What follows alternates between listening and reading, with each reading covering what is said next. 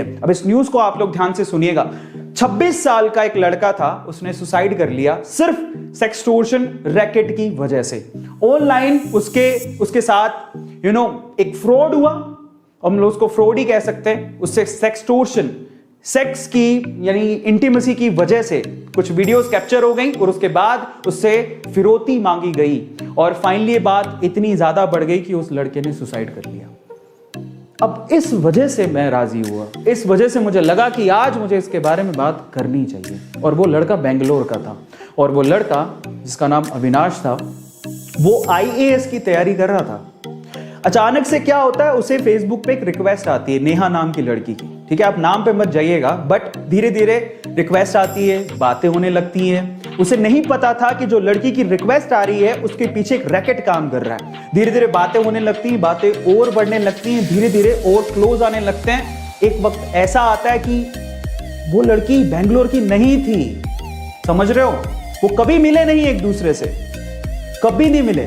वो बेंगलोर की थी ही नहीं, कभी मिले नहीं, सिर्फ मोबाइल पे ही बातें हो रही हैं। धीरे धीरे पर्सनल नंबर शेयर हो गए, फिर धीरे धीरे उन्होंने वीडियो कॉल शुरू किए, वहां से इंटीमेट चीजें शुरू हो गई। और एक वक्त ऐसा आया जब उस लड़की ने इंटीमेट वीडियो शेयर किए, उस लड़के को बोला कि तुम भी इंटीमेट वीडियो शेयर करो, तो गलती वही हो गई। उस लड़के ने बिलीव कर लिया और उस लड़के ने इंटीमेट वीडियोस, लाइव वीडियोस जो भी था, ऐसे वीडियो कॉल्स किए जिसकी वजह से वो फंस गया। वो वीडियो रिकॉर्ड हो गए। कुछ दिनों बाद वो लड़की गायब और लड़की के पीछे जो रैकेट काम कर रहा था उसने अब उस लड़के को परेशान करना शुरू किया। उसने वो वीडियो फॉरवर्ड किया और कहा कि आपने अगर इतने पैसे हमें नहीं दिए तो हम ये वीडियोस आपकी फैमिली को भेज देंगे या सोशल मीडिया पे डाल देंगे। डर के मारे, क्योंकि हम इसके बारे में बात नहीं करना चाहते। ठीक है, इट्स नॉट एक खाना खाया है, इट्स अबाउट इंटीमेसी शेयर की है, जो कि इंडिया में एक टैबू है। इसके बारे में लोग बात नहीं करते जनरली। ठीक है, सो जब ऐसा कुछ हुआ तो उसे ऐसा लगा कि यार अगर ये चीज पब्लिकली चली गई तो मेरी इज्जत का क्या होगा, घर पे मुझे लोग कैसे देखेंगे, मैं आईएएस की तैयारी करने आया हूं। ठीक है, एक ऐसा केस हुआ। उसने शुरू में पैसे दिए, उस पैसे, अब देखो जब भी आप पैसा देते हो ना तो उनकी भूख और बढ़ जाती है। तो जब उसने पैसे दिए शुरू में तो उन्होंने बोला कि उनका पेट भरा नहीं, उन्होंने कहा हमें और चाहिए। ऐसे करके वो पैसे मांगते गए, मांगते गए, मांगते गए। वक्त ऐसा आया कि उससे संभला ही नहीं, अब उसके पास पैसे इतने कहां से होते। फाइनली उस लड़के ने यह सोचा कि शायद मैं अपनी जिंदगी खत्म कर लूं, तभी ये जो झंझट है वो खत्म होगा।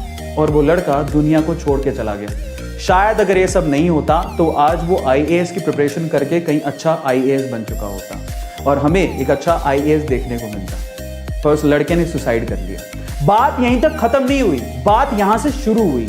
इतनी बुरी, मतलब मैं कहता हूं कि शायद कभी कभार ऐसा लगता है कि इंसानियत पूरी तरह से खत्म ही हो चुकी है। कि फैमिली जिसने अपना 26 साल का नौजवान लड़का खो दिया, वो लड़की फिर से उसकी बहन को कांटेक्ट करती है, पता कर लेती है कि उसकी बहन को कांटेक्ट करती है और उसको बोलती है कि मैं अविनाश को देखे मुझे बहुत दिन हो गए, मैं अविनाश की, मतलब बताया कि अविनाश की गर्लफ्रेंड मुझे उसे देखे बहुत दिन हो गए, ऐसा करके। और जब वो ऐसा बात बोलती है तो वो उसकी सिस्टर कहते हैं कि अब ही इज नो मोर, वो अब जिंदा नहीं है। अब देखिए उसके बाद क्या होता है, वही रैकेट वापस से अविनाश की बहन को कॉल करते हैं और उसे कहते हैं कि ऐसा ऐसा है, उसकी वीडियोस हमारे पास है, हमें पैसे चाहिए, नहीं तो वीडियोस हम पब्लिक कर देंगे। अब उसकी बहन थोड़ी समझदार थी, उसने पुलिस को ये केस रेफर किया कि ऐसा ऐसा कुछ हो रहा है मेरे भाई के साथ और मुझे लगता है कि उस एक्सटॉर्शन की वजह से उसकी जान गई है। फाइनली पुलिस ने पूछताछ की, समझ में आया कि वो लड़की एक्चुअली बेंगलोर की थी ही नहीं।